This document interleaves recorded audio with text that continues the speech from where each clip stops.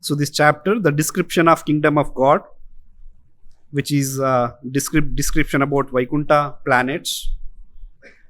So the Kumāras, they goes to Vaikuntha planets. They wanted to see Lord Narayana. So they easily crossed first 6 doors of Vaikuntha planet. And then when they came to the 7th door, so they were stopped by 2 doorkeepers. Here they are called as porters or the doorkeepers. How did they stop them? They blocked the sages' way with their staffs. That means using their staff means refers to either a stick, danda, or even club. So they use because they were also having the same features like Narayana. So they carry a club or gada also along with them. So they stopped them using their staff. So then sages were a little awestruck by seeing that, the doormen are actually stopping, whereas in the previous 6 doors, no one actually stopped them. So before this verse, the beautiful description of Vaikuntha planets, their beauty, how the residents, they are dressed, how they look, how they travel. They always travel by airplanes, and those airplanes are also not just mechanical aeroplanes made with some any mechanical element. They were actually personalities. They are also spiritual. They are also living entities. So spiritual world, everything is living entities. Everything is spirit. There is nothing called as material in the spiritual world. So in this verse, it is described that the act of Jaya and Vijaya of stopping the 4 Kumāras has been described as something which is very unpalatable to the Lord. It is on contrary to the behavior which a person should be showing in the Vaikuntha planets. So generally Vaikuntha planets, the personal residence of the Lord. So the people, those who are there surrounding, serving the Lord, doing different services, they are also supposed to be having the qualities of the Lord. That's why it is mentioned that when the porters who happened to possess a disposition which was quite unpalatable to the Lord, which was contrary to the characteristics, the Lord doesn't like this kind of a behavior. So when they saw the sages, they had blocked their way. And the Srimad Bhagavatam is using such a strong words in against the activity by the Jaya Vijaya by showing that they block their ways with their staffs, despising their glories. Although sages does not deserve such treatment at their hands. Atrocious. How it is criticizing their activity by using Prabhupada in the Purport actually is mentioning that the doormen astonishingly and outrageously prohibited them from entering. It was surprising and outrageous. Outrageous means something which is a very quick response to anything. A public outrage means they are all going against some of the decision of either government or of some factory owner. So this is something which is not to be seen in the Vaikuntha planets. Why? Kumāras, here they are mentioned as oldest among the living entities, which Prabhupada clarifies in the Purport. Why they are the oldest? Because they were the first created beings in the immediately after Brahma started his service of creation. First Kumāras were created. When they did not agree to the Brahma's order, so then out of anger, Lord Śiva came. Then after Śiva, 10 more sons came, including Narada Muni, Bhrigu, Narada, Daksha, like this 10 more sons came, like that. So that's why here they are mentioned as oldest among all living entities. And this verse very beautifully articulates, the poetic expression of certain things. Generally, some statements come straightforward, but in this verse, it is mentioned that the 4 sages who had nothing to cover their bodies but the atmosphere. So it's, generally poets, if they want to describe something, so they articulate, they present it in such a way which is pleasing to the ears. So here, instead of saying they were naked, it is being mentioned as they had nothing to cover their bodies but atmosphere. Hawa ka alawa aur kuch nahi the unko cover karne ke liye. So this is another way of poetic way of expressing the things which you mentioned. So now from this verse, as devotees, we have two important principles to learn. One is that an ordinary person, when he hears this pastime, generally a question comes to their mind that how come Jaya Vijaya, being the personal servants of the Lord, they are in such an important service where they are guarding the door of the Lord, seventh door, which is immediately after opening the seventh door, the Lord is there with the goddess of fortune. So they have been given such an important service. They are in Vaikuntha. They are having features same as that of the Lord Narayana, 400 forms, Sarupya, Rupa as that of Lord Narayana. Then how can they commit this kind of a mistake? That means even in the Vaikuntha planets, some influence of modes or some arrogance or pride, does these principles which are generally known in the material world, does those principles even exist in Vaikuntha Loka? Actually, yes. If they don't exist in Vaikuntha, then why did we came to this world? Very reason why living entities comes to this world is that, they became envious of the Lord. They wanted to become masters. They wanted to be enjoyers. They became envious. Why only Lord should enjoy? Why not me? But that is not actually like the arrogance or kind of enviousness which is there in this material world. But these kind of things do exist in Vaikuntha. That's how living entities come stones to this material world. So Jaya Vijaya, so actually couple of places Prabhupada mentions. In another place, I think in some Purana it is mentioned that there Jaya Vijaya were actually glorified by stopping the four Kumāras. Why? Because four Kumāras, till they came to Vaikuntha, the seventh door, they were not actually fully realized. Even though in this verse it is mentioned as Viditatma Tattvan, Atma Tattvan, they were self-realized. They knew the science of the self. They are realized about their spiritual identity, but they were not Bhagavan realized. So that was the reason. So, but whereas Prabhupada, in another context, Prabhupada mentions that this entire pastime, which occurred in Vaikuntha, it's for some purpose where Lord wanted to exhibit his another pastime of coming to this material world, saving the devotees, or Lord wanted to exercise his chivalry quality. Because if the Lord wants to fight, with whom he will fight? So someone who is equal, opponent also should be of some equal qualities, then only a person can fight. Right? Even in any Olympic wrestling, so recently in the Olympics, one Indian athlete was disqualified because of some, I think, only few grams, maybe 100 or 200 grams of weight difference. So why they have such stringent rules? It is because, a healthy man or a very powerful man should not fight with another who is not equally powerful. So here Lord also chooses someone who is equally powerful. So Lord wanted Jaya Vijaya to play that role. So that's why now in one sense the entire episode Jaya Vijaya are portrayed in a way which is not an ideal devotee character. Like it is mentioned here, astonishing, outrageous. They should not have done that. So being in the Vaikuntha, sometimes the living entities, not of course Jaya Vijaya, because they were taking part in the pastime of the Lord, but living entities can develop these kind of qualities. So in the first canto of Srimad Bhagavatam, in the 7th chapter, the title of the chapter is The Son of Drona Punished. Dronacharya's son, Ashwatthama, being punished. That is the pastime which is mentioned in the 7th chapter. So there, in one of the verse, Prabhupada mentions when Arjuna promises to Draupadi that you don't lament, I will catch that killer who killed all the 5 sons of Pandavas, thinking that the Pandavas are actually sleeping. The 2 sleeping children. So Arjuna goes behind Ashwatthama. Before he catches, Ashwatthama realizes that his horses have become very, very tired.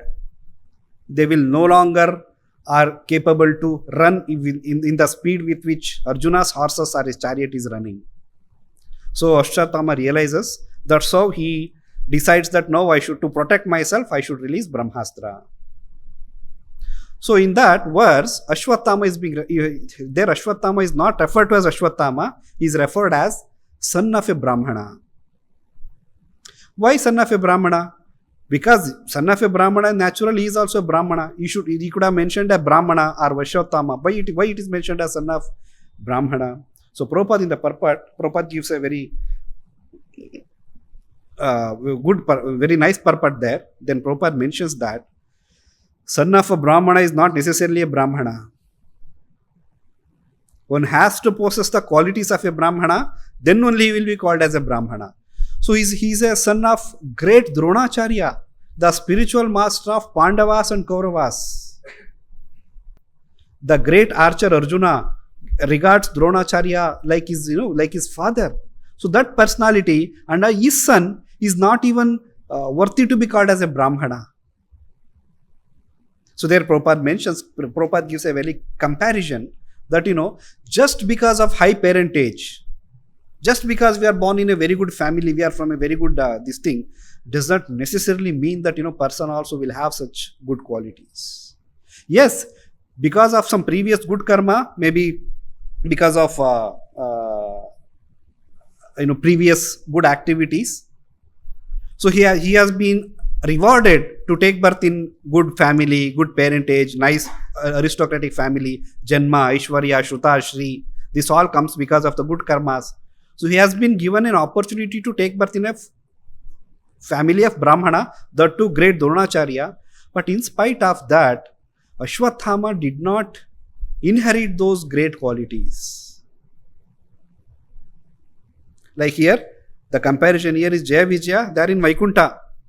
They are supposed to be in the Vaikuntha consciousness, which is free from all kinds of vices, free from three modes of material nature, free from anger, free from enviousness, arrogance, pride. Similarly, Ashwatthama is expected to be, as a son of Dronacharya, he is supposed to exhibit those good qualities which Dronacharya exhibited. Dronacharya was never differentiated among his disciples. Equally taught all the education required for a disciple in the Gurukula. But what did Ashwatthama do? Like Arjuna, like Duryodhana, Ashwatthama was more privileged to have a more direct contact with Dronacharya being a son. He could have become a great archer. He could have become a great, saintly or religious persons like Yudhishthira. But no, he chose association of Duryodhana. He could have chosen association of the Arjuna also, or Pandavas. But he chose Duryodhana because that's what his inclination is. In spite of that high parentage. In fact, at one place, Dronacharya seriously rebukes him. What kind of association are you taking? What are you learning from Duryodhana? You have equal access to Pandavas also. You can associate with them, learn good qualities from the Pandavas. But what Ashwatthama did, he became friend of Duryodhana, started helping him, started following him. That's how he degraded himself to such a condition where he is not even to be called as a Brahmana. He is called as a son of a Brahmana or Brahma Bandhu. So like here Jaya Vijaya, they are even though they are taking part in the pastime, but Srimad Bhagavatam is actually teaching us, the devotees, that we may have all good facilities, but if we don't take proper use of those facilities, we will we still being in that good atmosphere, we can go completely off track, like Ashwatthama did. So we, as disciples of Srila Prabhupada, we are being gifted with so many wonderful spiritual gifts. Very life, just imagine few years back, what was our life compared to our present life and compared to the few years back. Maybe few months, few years, maybe few decades also for some senior devotees. What was our life? We were also like any XYZ materialistic person, interested in, sense enjoyment, materialistic opulence. But what gift Prabhupada gave, that spiritual knowledge, which made us naturally detached from those material enjoyment. Detachment may be at different degrees for different devotees, but at least theoretically we have decided that we have to detach from this materialistic enjoyment, sense gratification. With that mood only we came to Srila Prabhupada. So we have also been blessed, like Ashwatthama, to be born in such good high parentage. So we have been blessed to take part in the movement of Lord Chaitanya Mahaprabhu by the association, by the mercy of Srila Prabhupada. So now, if you don't utilize that properly, we will also be like, Ashwatthama or like Jaya Vijaya. When I am saying Jaya Vijaya, in this particular pastime. Otherwise, actually, it's not. So we have to utilize, we have to remember what is the contribution which Srila Prabhupada has made in our life. Every day, if we remember, so generally, no one has, when a devotee decides to come to Krishna consciousness, or when he decides to take Krishna consciousness as the serious practitioner, as a life dedicated devotee, obviously he would have thought so much, contemplated so much. No one comes with a mood that, I'll get lot of opportunity for sense gratification. Obviously not. Everyone came with this thing only. But the influence is such that, just like Jaya Vijaya, being in the Vaikuntha atmosphere, being personally in the Vaikuntha, the consciousness may even get contaminated. So being in the personal association of devotees under the care and shelter of Srila Prabhupada, sometimes our consciousness may also get polluted. Instead of taking a positive association, we may get into unknowingly, we may get into some other kind of an association like Ashwatthama did. So every day we have to be conscious.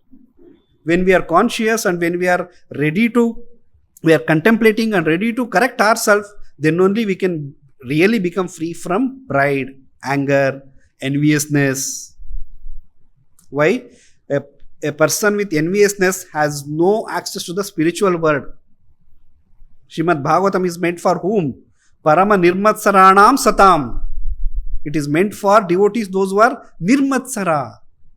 And Krishna in the Bhagavad Gita also tells, I am giving this most confidential knowledge in the 9th chapter. Why? You are anusuyave. You are not envious of me. So this shows that, the access to the spiritual world is that, one should become free from enviousness. Of course, there are many other qualities as well. But one of the important qualities is that enviousness. We should become free. For that, every day we have to remember, we have to express gratitude to Prabhupada and Krishna for giving so many wonderful spiritual things in our life. We have been blessed. Just a few days back, happened to attend one big program on Hindu spirituality. So many spiritual leaders, with all due respect to those spiritual leaders. So spiritual leaders had come, so they were delivering lectures. So what I realized sitting there, actually, as a matter of duty, we have to attend to such events sometimes. So when I was sitting and hearing them, I really started contemplating what a wonderful knowledge Srila Prabhupada has given to us. He has directly given us, we should become free from the bodily concept of life. A saintly person, one who is coming from such a reputed organization, very famous, practiced for so many years, still they are in Dehatma Buddhi consciousness. Our land, motherland, this, that. Whereas from the beginning, from day one of Krishna consciousness, what we are taught, become free from the bodily concept of life. What here mentioned as Atma Tattvan. Atma Tattvan refers to the Kumāras who realize the truth of the self. So when you talk about realization of the truth of the self and having some attachment or some bodily conscious of life, doesn't go together at all. So even a beginner in Krishna consciousness is very much clear that, we should become free from the bodily concept of life. Prabhupada says, why are we, immigration department, Prabhupada compares to a barking dog. Bow, bow, bow, bow. Why you have come to my territory? Why you are coming into my country? We have to become free from, we have to first get out of this entire material world, forget about one particular country, particular state or particular continent. We have to completely become free from the bodily concept of life. That is the primary thing in spiritual life. The first step in spiritual realization. I am not this body. So that knowledge, then I started wondering, and really I developed an appreciation for Prabhupada's knowledge, teachings. How he is helping actually. So even today, it's a fact that, Srila Prabhupada is actually one who is preaching. So there is one devotee, Prabhupada's disciple. So he is recalling from Prabhupada memories I came across this past time. So he was in Bangalore, 1980s. It is in the early 1980s when like the present ISKCON Bangalore even doesn't exist. The old ISKCON was existing. The devotees were there preaching in one small rented house. So in 1980s, this devotee is recalling a wonderful incident which happened with him. So he was an LLP preacher. So the devotee himself mentions that he was not a good LLP preacher as such. He was a struggling LLP preacher. Generally it happens, no? Sometimes some devotees may not be able to very, convince the people. So they will be little struggling with respect to the meeting people or taking money from them. So himself is saying, I was a struggling LLP preacher. So that time they used to make life membership. So he tells my target was to make 2 members in a month. So that time membership amount was 2,222 rupees, 2222. So my target was to make 2. With hard, great ship, I could make sometimes 1 or with great difficulty, sometimes 2. But most of the months it used to be 0. So then, because he has to do the service properly, even though results he may not getting, so he used to call many people, many industrialists, like some diaries, he would take and call. So one fine day when he called, in the dictionary, in the directory, phone directory, he saw one Mr. Ganguly. So immediately it got his attention. Oh, Ganguly means is a Bengali.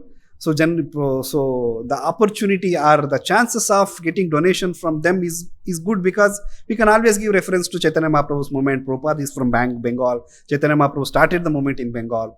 So he called Mr. Ganguly. Then he said, I am so and so. I am calling from ISKCON, Hare Krishna movement. I want to come and meet you. So Ganguly immediately said, oh, please come. Tomorrow 11 o'clock you come to my house. He gave address also. So devotee thought, oh, a very nice gentleman. He goes there. The moment he entered his campus, his compound wall, he was surprised to see that it was not just house, it was a big mansion. It was almost like a mini palace. Very aristocratic person, very wealthy person. Then as soon as he saw that, only devotee became little demotivated. How can I go and meet this super rich person now? Whether he will be interested to hear from me. So then second, he approached the secretary. That Mr. Ganguly's secretary. Secretary said, okay, sir has told about you. So you go and meet sir. So he goes inside his personal office. He sees that, it was like a prime minister office. Very beautiful, very aristocratic, decorated nicely with good paintings. So then devotee goes and sits with Mr. Ganguly. Then he starts explaining. He takes out a brochure. He tells that, sir, this is the activities which we are doing. We have books. We have this thing. Please take membership. So Ganguly seems to be not so impressed. Then devotee had already taken a set of books with him. He kept that books on his table. Sir, you are going to get all these spiritual gifts from the temple, and you will get guest house facility. You will get special access in the festivals. You will get invitation. You will get magazine. Still, he was not looking so impressed. So then the devotee said, sir, I folded hands, I request, you please take the membership. I know I am not so good at convincing, but I still request you. Immediately Ganguly replied, yeah, I also understood. I also could notice that, you are not so good in presentation, but doesn't matter. Just wait. He goes inside. He comes back with a checkbook. He makes a check, signs and give it to this devotee. Devotee sees the check. He was surprised because he had proposed double to amount, membership amount, that Ganguly had written 10,000 rupees check. And he said, this is my donation. If you want, you can make me a member. So then Ganguly sat. Devotee was now thinking, generally it happens, no? When we get good Lakshmi for the service of Krishna, we become little happy. Devotee was very happy. Then Ganguly said, Swamiji, actually, I wanted to tell you something. That was the reason I called you. I knew that you are calling for the donation, but I had some other purpose to call you. For your information, I'm already a member. Not only me, all my family members, each one is a member of ISKCON in Kolkata already. So, but just still I called you because I wanted to share something important with you. So, your spiritual master, Bhaktivedanta Swami Prabhupada, was classmate of my father. We were staying in Kolkata. He was my father's classmate. And my father has couple of times he has told me that, every day he would come to my house, pick my father, go to the school, come back. After the school, they would play chess at my house, and then Abba used to go back to his home. So my father and your spiritual master were great. So at one point of time, when I was in the high school, I came to know about one great person from Kolkata as a sannyasi has gone to the Western world. He has taken the oath to spread the Chaitanya Mahaprabhu's mission throughout the world. Generally, Chaitanya Mahaprabhu mission means from Bengal. That's why we are called as Gaudiya Vaishnavas. So as a Bengali, he felt little, he took a pride in that someone from Kolkata is going to the America and establishing a worldwide organization. So then his father said, he is my close friend. He was my close friend. Now he has become a great person, whereas I am still caught up in this Gruhamedi life. I could not do any such things, but anyway, he is doing wonderful things. So he has introduced his two son. Senior Ganguly told Junior Ganguly about Prabhupada. Then, after about a few months, Junior Ganguly, when he was reading newspaper, he learns that Prabhupada is coming to Kolkata. And his disciples have already come. They have opened a center in Albert Road, the old ISKCON temple. So, and Prabhupada is coming there. So, Junior Ganguly became very interested. He goes to his father and tells, Father, Swami, your friend Bhaktivedanta Swami now, or Abai before, is coming to Kolkata. So, why don't we go and meet him? So, father says, see, he's a very renowned big man now. Where he will remember me? Even if he remembers me, what business I have? Because I'm an ordinary. By then, he was a retired Sanskrit professor from a university. He's a retired Sanskrit professor. So, I'm just an ordinary professor, retired man, just trying to finish off my life, enjoying the retired life. So, what business I have? No, I don't want to come. But somehow he became interested. He goes to Albert Road every day after Prabhupada comes. For the continuous 3 days, he attends morning program. The third day, Prabhupada recognizes that, calls him, Junior Ganguly, are you son of Mr. Ganguly? So generally, father, son resembles some features of the father sometimes. So Prabhupada recognizes, are you Mr. son of Ganguly? He says, yes, I am son of Ganguly. So where is your father? He said, he is at home. Tell him that, I am calling him. He should come tomorrow morning. So son goes and tells Senior Ganguly. Ganguly tells, no. He was little hesitant actually. He was maybe little reluctant to come and meet Prabhupada. He says, no, I don't want to come and meet. So then next day morning, Junior Ganguly comes to Prabhupada. Prabhupada asks, where is your father? So he says, what to tell now? He cannot tell father is not willing to meet. He says, father is sick, that's why he could not come. Oh, he is sick? Okay, I'll come and meet him. So Junior Ganguly was also surprised. Then he said, such a big Swamiji, where he will find time to come to my house and all. So he goes back. So next day morning, during morning walk, Prabhupada regular practice was to go for a morning walk. So Prabhupada gets ready to go to morning walk. So instead of going to his regular park, Prabhupada tells, I will take you to some other place. Please follow me. So this house was also some 4 or 5 lines away from the Albert Hall Road actually. So Prabhupada straight forward goes to Ganguly's house. Prabhupada knocks the door. So Junior Ganguly was shocked to see Prabhupada at his door front with his so many Western disciples. And by seeing Western disciples, so many neighbors also had come. So many people outside his doorstep, they're all standing. So then he surprisingly welcomes Prabhupada. Prabhupada asks, where is your father? He says he's in bedroom because that was the same house. Prabhupada knew the entire house where rooms are there. Prabhupada straight forward goes inside the room, pulls a chair, sits next to the bed of Ganguly. So then he tells his wife, no, please get something for Swamiji as well as for all his disciples. So typical Bengali house, early morning, what they will have? Sufficient stock of rasgulla. So she serves rasgulla to all of them. Prabhupada also takes rasgulla. Prabhupada squeezes rasgulla, eats, drinks that water also. Then Prabhupada tells, Prabhupada reminds Senior Ganguly that when we were in the school days, I always used to tell that, in the future I'll do something, that time you should help me. So Senior Ganguly remembered, yes, you always used to tell me this. That time I used to wonder, what is he going to, what is his plan, what is he going to do, what help he will want from me. So Prabhupada reminds him that, now I want your help. You are a Sanskrit professor. Why don't you come to my temple, teach my Western disciples a proper Sanskrit, and also you should join ISKCON. You should travel with me. I'll take you along with me, and you should teach Sanskrit wherever you are traveling with me. So in that way, all my Western disciples get benefit of your Sanskrit knowledge.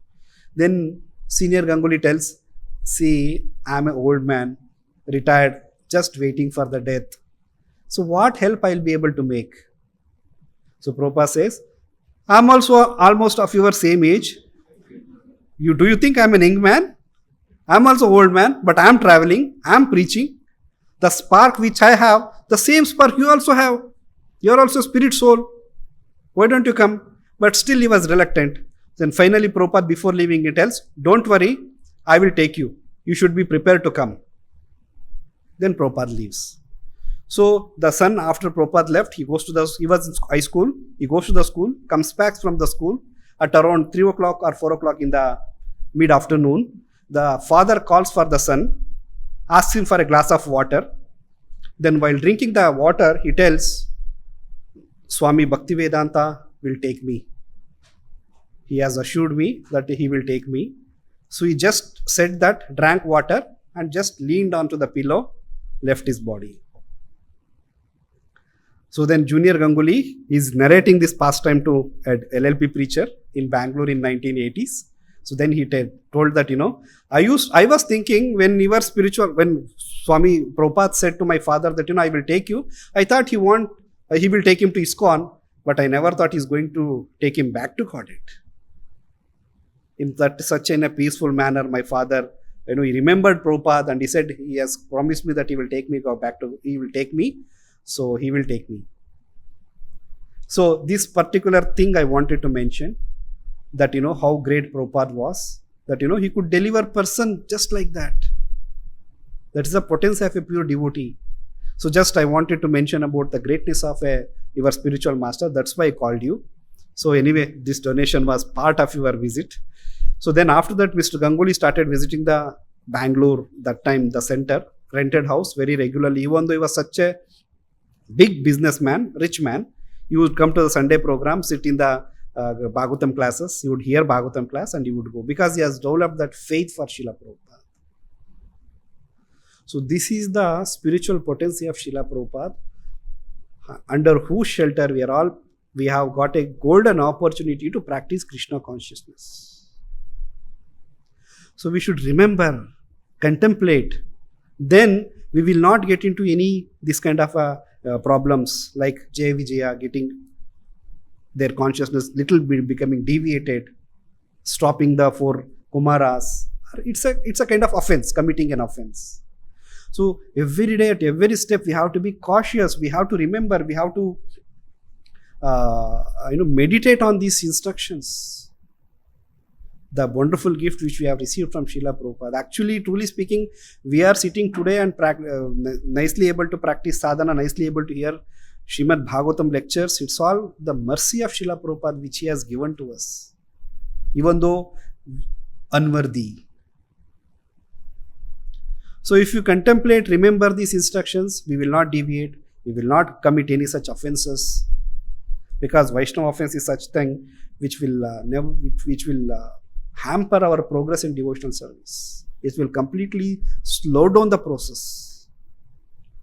So we have to be conscious. So we have to be conscious because we should avoid offenses. So from this pastime of Jai Vijaya and 4 Kumara, meeting of Jai Vijaya with 4 Kumāras. So this is a wonderful teaching for a devotee, a disciple, a Vaishnava, that always we should be conscious of our position, praying for the spiritual master mercy and Krishna's mercy. Then we will always be properly situated. With this I'll stop here. Grantaraj Srimad Bhagavatam ki, Jagat Guru Srila Prabhupada ki, Nitai Gaur Premanandi.